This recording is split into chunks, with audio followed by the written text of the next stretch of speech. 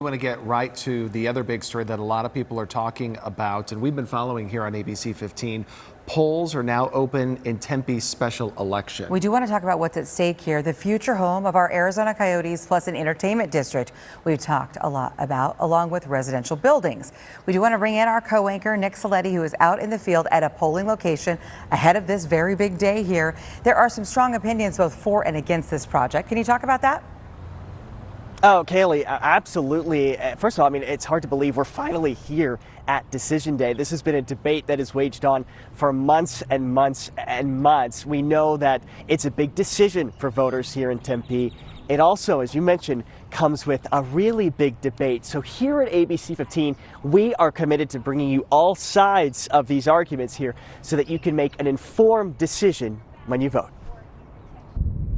It might not look like much right now, but this 46 acres of land near Priest and Rio Salado has quickly become Tempe's most sought-after plot.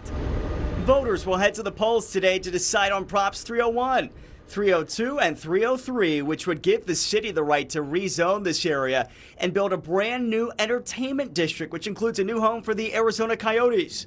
ABC 15's Javier Soto sitting down one-on-one with team CEO Javier Gutierrez. He says the $2.1 billion project would bring 6,000 jobs to the area, boost tourism, and create a new mixed-use entertainment hub in the East Valley, complete with hotels, retail shops, restaurants, apartments, a music venue, and of course, a brand new 16,000-seat home for the Coyotes. But what about that multi-billion-dollar price tag? Would taxpayers be on the hook for any of it? Gutierrez says no. It's very simple. The city of Glendale paid for that arena. Taxpayers are paying for that arena. Taxpayers paid for every other sports venue in Arizona, whether it's the football stadium, the basketball arena, the baseball, the minor league facilities, they're all here. Taxpayers paid for it. And guess what? None of them pay property taxes ever. You're right. People should not want that. That is not what this is. Tempe City Council member Randy Keating says the project would get a $100 million property tax abatement over 30 years. But immediately, the project would generate sales tax and the city would still get a cut. So what we're doing is we're splitting the sales tax with the Coyotes at the arena itself. And they're going to use their half of that sales tax to go help with construction costs over the long term. So if you're not a hockey fan, you don't go to a game, not one dime of your money will go towards anything at the Tempe Entertainment District.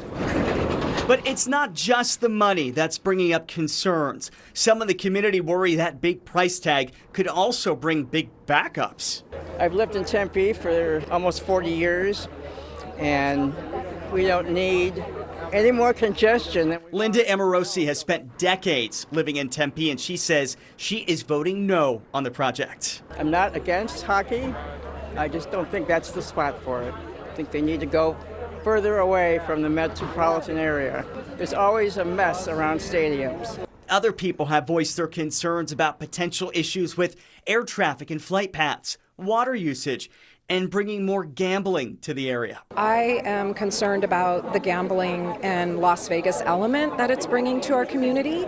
I feel that there are plenty of gambling centers available to our residents.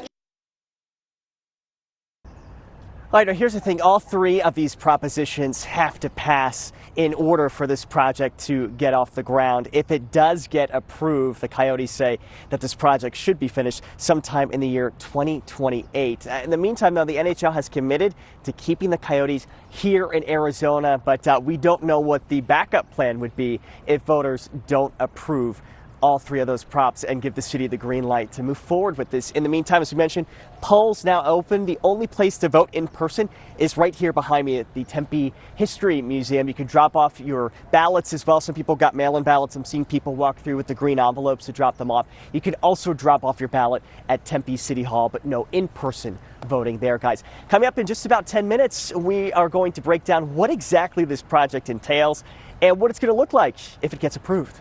It's quite the project. Yes. In 2028 when it's going to be done. Yep, $2.1 billion, guys. All right, looking forward to seeing those renderings. We appreciate that, Nick. Boy,